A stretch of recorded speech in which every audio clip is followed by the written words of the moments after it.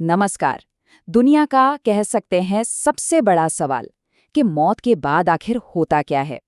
आज हम इसी गुत्थी को सुलझाने की कोशिश करेंगे और हमारा गाइड होगा एक बहुत ही खास प्राचीन ग्रंथ गरुड़ पुराण। सोचिए, ये सवाल कितना पुराना है। हजारों सालों से लोग इसका जवाब ढूंढ रहे हैं। मजेदार बात यह है कि गरुड़ पुराण की शुरुआत भी इसी सवाल से होती है, जब पक्षीराज गरुड़ ने खुद भगवान विष्णु से पूछा, प्रभु, मृत्यु के बाद जीव का क्या होता है? और बस उन्हीं के जवाबों से बना ये पूरा ग्रंथ। तो गरुड़ पुराण को सिर्फ एक धार्मिक किताब की तरह मत देखिए। ये तो एक तरह का मैप है, एक पूरा नक्शा जो हमें मौत के बाद की दुनिया की सैर कराता है। ये हमें बताता है कि शरीर छूटने के बाद आत्मा की यात्रा कैसी होती है, कहाँ कहाँ से गुजरती है। तो चलिए इस मैप को खोलते हैं और इस सफर को स्टेप बाय स्टेप समझते हैं। तो हमारी ये पूरी चर्चा इन 6 पड़ावों से गुजरेगी।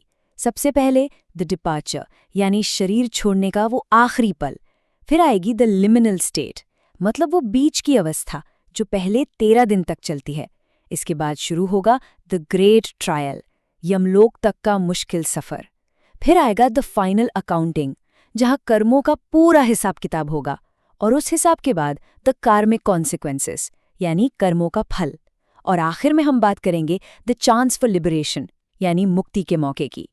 तो चलिए सफर के पहले पड़ाव से शुरू करते हैं, द डिपार्चर, वो अंतिम क्षण जब आत्मा शरीर को अलविदा कहती है। गरुड़ पुराण की सबसे पहली और चौंकाने वाली बात यह है कि मौत का अनुभव हर किसी के लिए एक जैसा बिल्कुल नहीं होता। और ये फर्क कितना बड़ा है वो यहाँ साफ दिखता है। ग्रंथ के मुताबिक जिसने जीवन भर पाप किए हैं, उसके लिए मौत का वो पल भयानक पीड़ा वाला होता है। कल्पना कीजिए, जैसे 4000 बिच्छू एक साथ डंक मार रहे हों। ठीक इसके उलट एक पुण्यात्मा के लिए ये पल बेहद शांत होता है, एक सुकून भरी विदाई, मानो कोई उसे बड़े आराम से एक बेहतर जगह ले जा रहा हो। और जैसे ही आत्मा शरीर से अलग होती है, उसका सामना होता है यमदूतों से। उनका जो वर्णन है वो काफी डरावना है। कौवों की तरह एकदम काले और आंखें लाल अंगारों की तरह दहकती हुई। उनका काम है आत्मा को तुरंत पकड़ लेना। उस वक्त आत्मा एक अंगूठे के बराबर हवा जैसे हल्के शरीर में होती है, जिसे लिंग शरीर कहते हैं।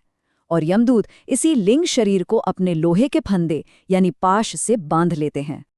अब आते हैं दूसरे और शायद सबसे रहस्यमयी पड़ाव पर, मृत्यु के बाद के पहले 13 दिन।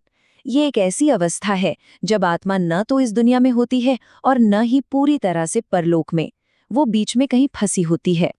और यहाँ एक बहुत ही अजीब बात होती है। यमदूत आत्मा को पकड़कर तुरंत यमलोक नहीं ले जाते, बल्कि उसे यमलोक का भयानक रास्ता दिखाकर वापस उसी के घर छोड़ देते हैं। और अगले 13 दिनों तक वो आत्मा एक प्रेत बनकर अपने ही घर में, अपने ही परिवार वालों के बीच भटकती रहती है। वो सबको देख सकती है, सबकी बातें सुन सकती है, पर उसे कोई नहीं देख सकता। सोचिए कितनी अजीब और बेबस स्थिति होगी ये। तो सवाल उठता है कि इन 13 दिनों का आखिर मतलब क्या है? असल में इन्हीं दिनों में जो पिंडदान की रस्म होती है, उसका सीधा संबंध आत्मा की आगे की यात्रा से है। ये सिर्फ एक रिवाज नहीं है। गरुड़ पुराण कहता है कि हर दिन दिए गए पिंड से आत्मा के एक नए शरीर का निर्माण होता है। इसे यातना देह कहते हैं। जैसे पहले दिन के पिंड से सिर बनता है, दूसरे दिन से गर्दन और कंधे, तीसरे दिन से दिल, और ऐसे करते करते 10वें दिन तक ये पूरा शरीर तैयार हो जाता है। यही वो शरीर है जिससे आत्मा यमलोक तक का सफर तय करेगी। 13 दिन पूरे हुए, नया शरीर मिल गया। और अब शुरू होती है आत्मा की असली और सबसे कठिन परीक्षा, यमलोक तक का लंबा और भयानक सफर। ये कोई छोटा मोटा रास्ता नहीं है। इसकी लंबाई है 86,000 योजन, मतलब लाखों किलोमीटर। और ये रास्ता कैसा है? एकदम बंजर, वीरान रेगिस्तान जैसा, जहां न कोई पेड़ है, न पानी की एक बूंद। और ऊपर से एक नहीं बल्कि 12 सूर्यों के बराबर की गर्मी बरस रही है। इसी झुलसा देने वाले रास्ते पर यमदूत पापी आत्माओं को घसीटते हुए ले जाते हैं। और इस भयानक रास्ते में जो सबसे बड़ी रुकावट आती है वो है वैतरणी नदी। इसे नल की नदी भी कहते हैं। और ये नाम इसे यूं ही नहीं मिला। ये 100 योजन चौड़ी नदी है, जिसमें पानी नहीं बल्कि खौलता हुआ खून, मांस और मवाद भरा हुआ है। और उसमें रहते हैं बेहद खतरनाक जीव जंतु। और यहाँ कर्म का सिद्धांत बिल्कुल साफ साफ काम करता हुआ दिखता है। एक पापी आत्मा के लिए ये नदी और भी ज्यादा उबलने लगती है और उसे उसी गंदगी में तैरकर इसे पार करना होता है जहां वो जीव उसे नोचते खसोटते हैं। लेकिन जिस इंसान ने अपने जीवन में गौदान यानी गाय का दान किया हो, उसके लिए चमत्कार होता है।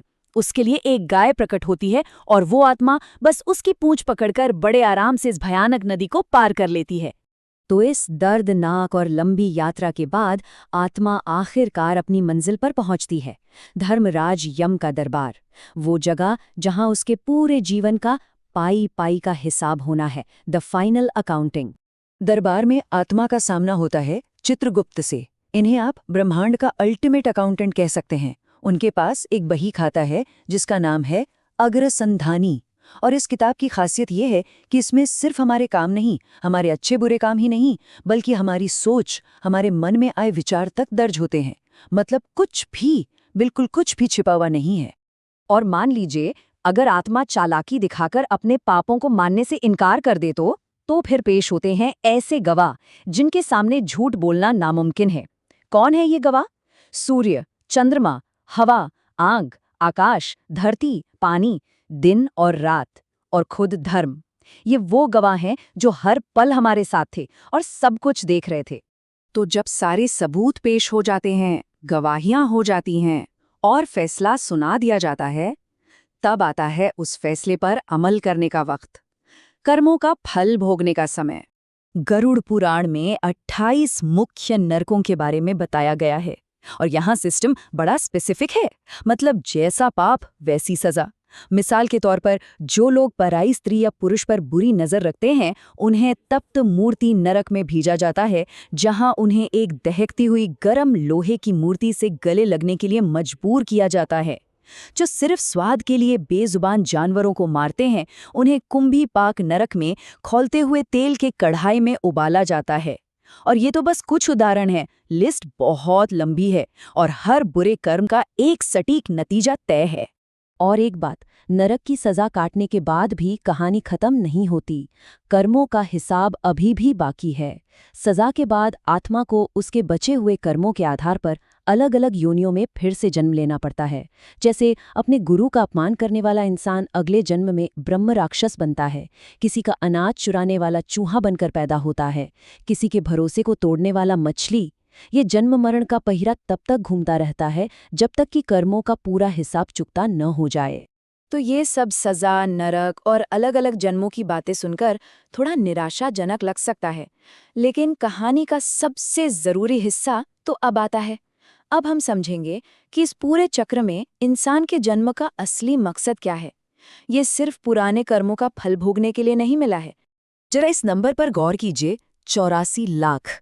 गरुड़ पुराण के मुताबिक एक आत्मा कीड़े मकोड़े, पेड़ पौधे, जानवर, ऐसी 84 लाख अलग अलग योनियों में भटकने के बाद जाकर कहीं ये कीमती इंसानी शरीर हासिल करती है।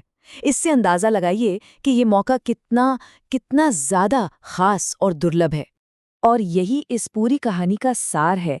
मानव शरीर को मोक्ष का द्वार कहा गया है। क्यों? क्योंकि ये अकेली इकलौती ऐसी योनि है जिसमें जीव सिर्फ अपने पुराने कर्मों की सजा नहीं काटता, बल्कि उसके पास शक्ति है नए कर्म करने की, अच्छे कर्म करके इस जन्म मरण के पूरे साइकिल को हमेशा हमेशा के लिए तोड़ने की, मुक्ति पाने की। और ग्रंथ में एक बहुत ही दिल को छू लेने वाली बात लिखी है। कहते हैं कि जब आत्मा माँ के गर्भ में होती है, उस मुश्किल अवस्था में, तो उसे अपने पिछले सारे जन्म, सारी गलतियां, सब कुछ याद होता है और वो भगवान से वादा करती है कि इस बार मैं बाहर निकलकर सिर्फ अच्छे काम करूंगी, आपका भजन करूंगी।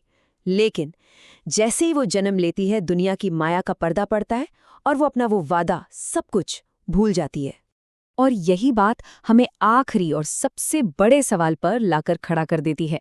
अगर ये इंसानी जन्म ही उस 84 लाख के चक्र को तोड़ने का अकेला गोल्डन चांस है, तो इस चांस का इस्तेमाल हम कैसे कर रहे हैं? ये सवाल मैं यहीं छोड़ जाता हूँ। इस पर सोचिएगा जरूर।